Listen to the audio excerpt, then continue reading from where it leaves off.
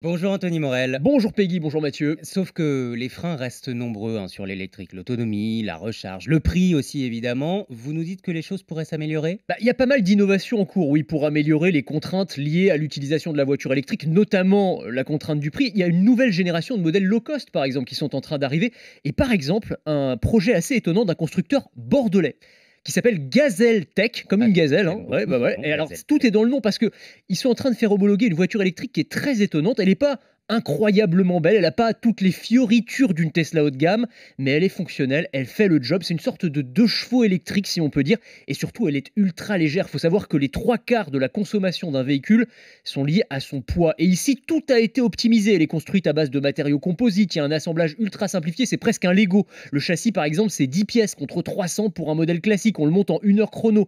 Elle pèse 900 kilos. Pour Ah oui, comparaison, ouais, si vous prenez une Zoé électrique, c'est 1,5 tonne, une Tesla Model 3, c'est 1,8 tonne. Donc vous voyez la différence. La batterie est aussi beaucoup plus petite. Et tout ça, évidemment, ça fait une énorme différence. Alors c'est une voiture qui sera plutôt destinée au périurbain. Et si elle est homologuée, elle pourrait rouler d'ici 2024, commercialisée autour de 20 000 euros. Alors c'est beaucoup. Et à la fois, pour de l'électrique, c'est pas énorme. c'est quasiment rien, oui, Voilà, effectivement. on est en tout cas sur la fourchette basse, et elle pourrait être assemblée dans des micro-usines locales près de l'acheteur. Ça aussi, c'est un intérêt certain. Bon, puis il faut rappeler qu'une fois qu'on a cette voiture, on ne paye plus le carburant, Alors, on paye plus le carburant. sauf qu'on paye quand même la recharge et c'est en train d'augmenter là. Ça explose même. Mais alors, il y a un truc génial qui est en train de se développer, c'est ce qu'on appelle les systèmes de charge bidirectionnels.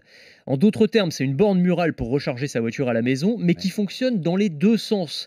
On recharge la voiture, mais la voiture, s'il reste de l'électricité à la fin de la journée, elle peut aussi alimenter la maison, ou on peut même revendre une partie de Mais l'électricité c'est au réseau. absolument C'est génial une ça. super idée. Donc en gros, l'idée, c'est qu'on recharge la voiture la nuit pendant les heures creuses, et si le soir, en rentrant du boulot, il reste un peu de jus pendant les heures pleines, quand il y a des pics de consommation, on l'utilise pour faire des économies, ou on peut On même ne la perd rien. revendre. C'est ce qu'on appelle le vehicle to grid, du véhicule vers le réseau, et ça permet à la fois de faire des économies et d'assurer aussi une certaine stabilité au réseau électrique, puisque ça permet de gérer les pics de consommation en fait. Ceux qui sont réticents à passer à la voiture électrique disent aussi ça met trop de temps à se recharger. C'est vrai, c'est vrai. Alors là aussi, ça va s'améliorer, hein, ça va prendre quelques années, mais on voit apparaître d'abord de plus en plus de bornes de recharge ultra rapides qui permettent de recharger par exemple 80% des batteries d'une petite citadine en moins d'une demi-heure, c'est pas mal.